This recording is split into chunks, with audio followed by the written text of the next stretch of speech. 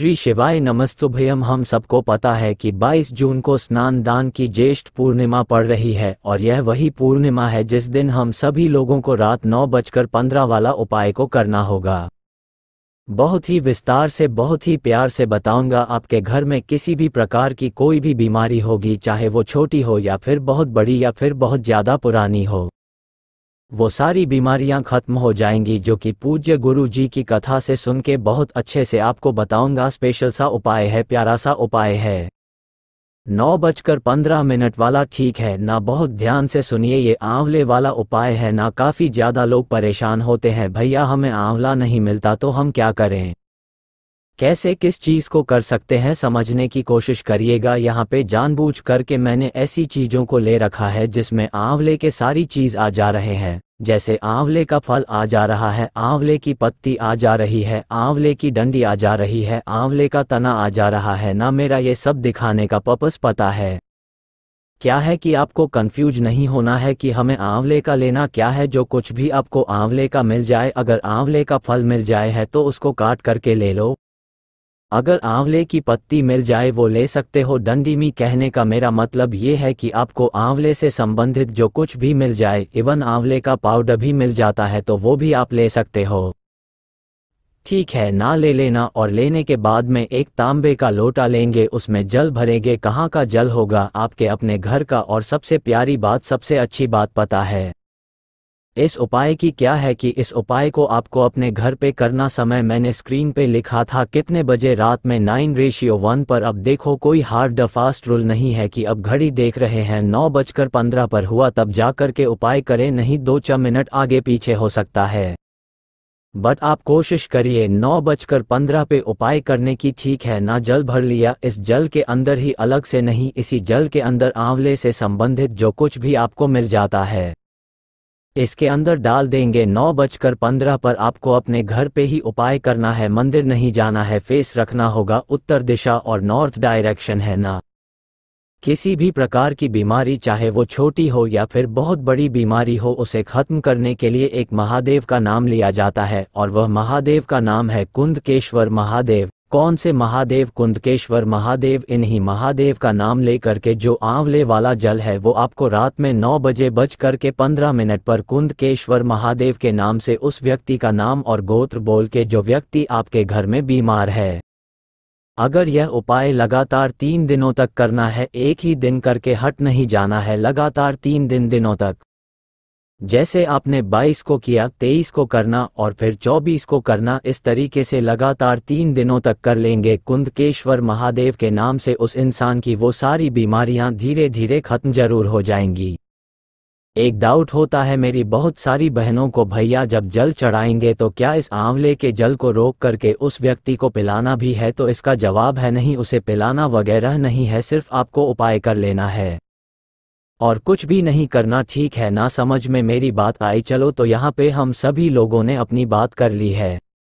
रात में 9:15 के अपने ने पहले उपाय की आगे बढ़ते हैं। अब इस वीडियो के हम लोग अपने दूसरे उपाय की तरफ, और ये दूसरा उपाय आपके घर में सुख शांति समृद्धि को लाने के लिए बहुत प्यारा, बहुत छोटा सा है।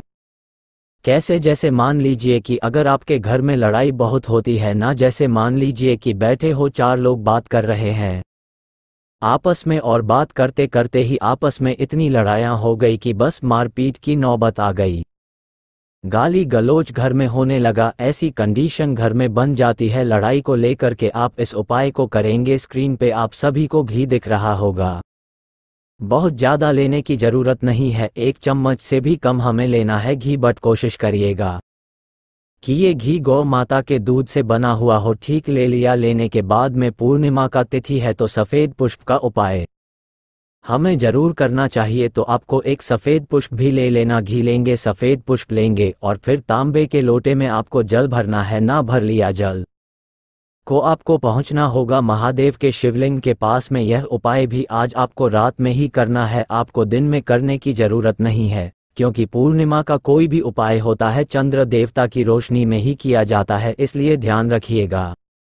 जो आपके पास में घी है ना, उस घी को आपको माता अशोक सुंदरी के स्थान पे लेपन करना है। जिस प्रकार से मैं यहाँ पे देखो लेपन कर रहा हूँ, आपको भी ऐसे लेपन करना है।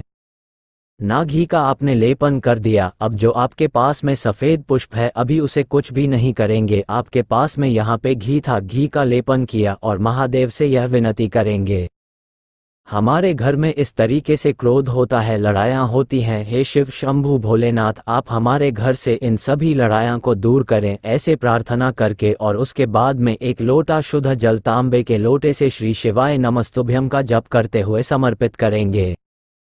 इतना हो गया। अभी आपके पास में एक सफ़ेद पुष्प बचा हुआ है कि नहीं है? आपको उस सफ़ेद पुष्प को जो व्यक्ति लड़ाई करता है उस इंसान का नाम और गोत्र बोल के जल चढ़ाने के बाद में महादेव के शिवलिंग के ऊपर चंद्रमौली महादेव, फिर से बोल रहा हूँ, महादेव का नाम पूर्णिमा के दिन लिया जाता है। कौन सा नाम? चंद्रमौली महादेव के नाम से। अगर उस सफ़ेद पुष्प को महादेव के शिवलिंग के ऊपर आप समर्पित कर देते हैं तो जिस व्यक्ति को घर में आप सोचते हो कि बहुत लड़ता है वो व्यक्ति का जो दिमाग होगा धीरे धीरे शांत होगा। गुस्से करने की जो उसकी हैबिट होगी, आदत होगी, जो मतलब कहते हैं ना कि आदत बन जाती है, गुस्सा करने की, मारने की, पीटने की वो आदत, वो हैबिट धीरे धीरे करके ख़त्म जरूर हो जाएगी। ठीक है ना? बात आई समझ में? तो 2 उपाय की हमने बात कर ली है। आगे बढ़ते हैं अब इस वीडियो के हम लोग अपने तीसरे उपाय की तरफ, जो कि आपको करना होगा पान के पत्तों के साथ, और वो भी अपने घर पे ही करना, कहीं जाने की ज़रूरत नहीं है। लेकिन उससे पहले जल्दी से कर दीजिए वीडियो को लाइक। मेरे जितने भी भाई बहन मेरी आवाज़ पहली बार सुन रहे हैं चैनल को ज़रूर सब्सक्राइब करेंगे, ठीक है ना? देखो भाई, समझने की कोशिश करिएगा। अब बात करते हैं सबसे पहले कि भैया इस उपाय को करने से हमें फ़ायदा क्या होगा। तो पान के पत्ते का उपाय है, तो ये किसके लिए है? प्रेम को बढ़ाने के लिए कि अगर आपके घर में कोई ऐसा व्यक्ति है जो आपसे बहुत क्रोध करता है, मतलब आपसे ठीक से बातें ही नहीं करना, आपकी घर में इज्जत ही नहीं है, ना सास इज्जत कर रही, ना ससुर इज्जत कर रहे हैं, ना हस्बैंड कर रहा है, ना वाइफ इज्जत कर रही, ना बच्चे कर रहे हैं, ऐसी कंडीशन घर में बनी है तो आपको एक पान का पत्ता लेना, ठीक है ना? पान के पत्ते के साथ में आपको लेना होगा काला तिल, ठीक है ना? किसी भी प्रकार के गुस्से को ख़त्म करने के लिए काले तिल का इस्तेमाल ज़रूर होता है, खासकर पूर्णिमा तिथि पे है ना। क्या करना है? आपके पास में है इस तरीके से पान का पत्ता, पान के पत्ते के ऊपर सबसे पहले करेंगे थोड़ा सा लाल चंदन या फिर सिंदूर हो आपके पास में तो उससे भी आप कर सकते हो, इस तरीके से लेपन करेंगे, ठीक है ना? लेपन कर दिया। जो आपके पास में काला तिल है उस काले तिल को आपको इसी लेपन किए हुए लाल चंदन के ऊपर ऐसे अच्छे तरीके से रख देना। रख दिया, फिर आप इस पान के पत्ते को उठाना और उठाने के बाद में आपके ही घर में जो भी भगवान विष्णु यानी कि भगवान सत्यनारायण की फोटो, मूर्ति, प्रतिमा हो उन्हीं के सामने आपको उस व्यक्ति का नाम और गोत्र बोल करके समर्पित करना है, रखना है। ये काम आपको पूर्णिमा की रात में पूरी रात उस पान के पत्ते को भगवान के सामने आपको रख देना। रखने के बाद में अगले दिन जब आप सुबह सो करके उठे तो उस रखे हुए पान के पत्ते को उठाना, और उठाने के बाद में आपके घर के आसपास में कोई भी हरा भरा पेड़ हो, जरूरी नहीं है कि पीपल का हो, वट का पेड़ हो, बरगद का हो, नहीं, कोई भी हरा भरा पेड़ हो, उस हरे भरे पेड़ के नीचे ले जा कर के अगर उस पान के पत्ते को आप रखा आते हैं तो आपके घर में प्रेम सद्भावना हमेशा बनी रहेगी। यह उपाय पूज्य गुरुजी की कथा के नहीं है, जबकि कि उनकी किताब पंच तत्व के हैं, ठीक है ना? बहुत ही ध्यान से, बहुत ही प्यार से इस उपाय को करने की कोशिश करिएगा अगर आप अपने घर में प्रेम चाहते हैं। और ये आप ये सोचते हो कि हमारी पूरी फैमिली में कभी कोई लड़ाई झगड़े ना हो, हमेशा हमारा परिवार खुश रहे, ठीक है ना? करिएगा जरूर। आगे बढ़ते हैं पूर्णिमा तिथि के सबसे फेमस और बहुत स्पेशल से उपाय की, जो कि हमारा आज की वीडियो का चौथा उपाय और आखिरी उपाय। उसके लिए हमें लेना होगा एक पीपल का पत्ता। कहोगे भैया सब कुछ तो हम कर लेंगे, लेकिन इस उपाय के बेनिफिट क्या है? जैसे मान लीजिए कि आपके घर में कुछ भी ऐसा हो गया है जिससे धन संपदा की कमी आपके घर में बढ़ गई है, पैसे घर में टिकते ही नहीं है, बहुत ज़्यादा परेशान हो गए हो, तो आप इस उपाय को ज़रूर करेंगे, ठीक है ना? हाँ, कर्ज मुक्ति के लिए भी उपाय कर सकते हैं, कोई दिक्कत नहीं है। उसके लिए एक पीपल का पत्ता लेना, ज़रूरी नहीं है कि पीपल का पत्ता अपने हाथों से ही तोड़ करके लाना है, नहीं, एक पीपल का पत्ता लेंगे और उस पीपल के पत्ते के साथ में आपको इस तरीके से लेना होगा हल्दी की गांठ, है ना? पीसी हल्दी नहीं, हल्दी की गांठ